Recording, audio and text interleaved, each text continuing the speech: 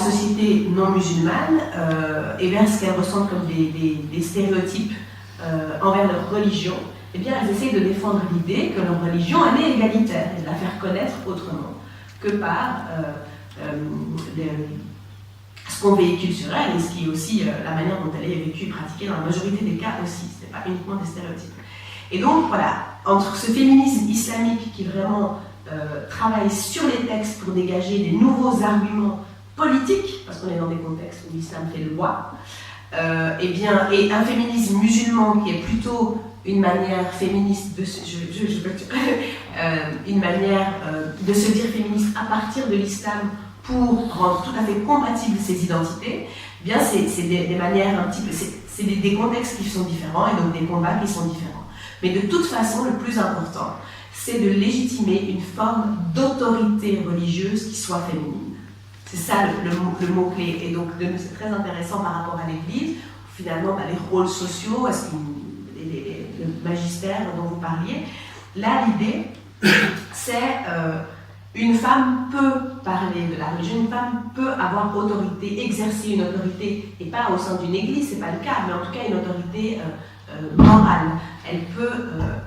Elle n'est pas soumise et subordonnée à une autorité autre que divine, voilà, en fait, finalement.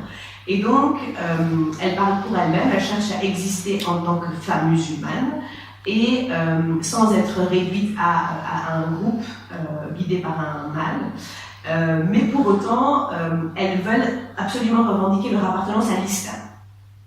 Donc sans sortir de l'islam pour autant. Et donc, sortir de ce qui serait vécu comme une contradiction. Non, ce n'est pas une contradiction, et donc elle revendique des figures d'autorité comme les premières épouses du prophète, dont l'une était une businesswoman, voilà, dont l'autre était très très impliquée dans les affaires religieuses et politiques. Donc voilà, elles ont leurs propres figures auxquelles elles font référence.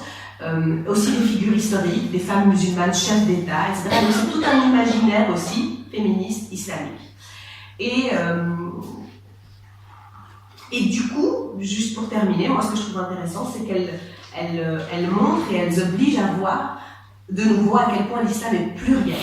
Et elles obligent à se rendre compte qu'une communauté est composée d'une pluralité de voix. Une communauté musulmane est composée d'une pluralité de voix, et que ce pluralisme il est entre sunnites, chiites, entre les différents mouvements courants, mais aussi entre hommes et femmes.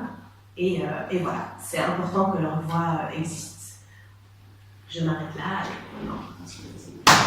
Désolée si j'étais un peu long.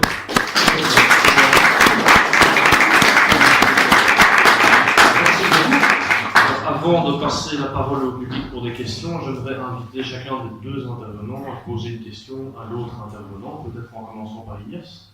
Oui. Bon. La première chose.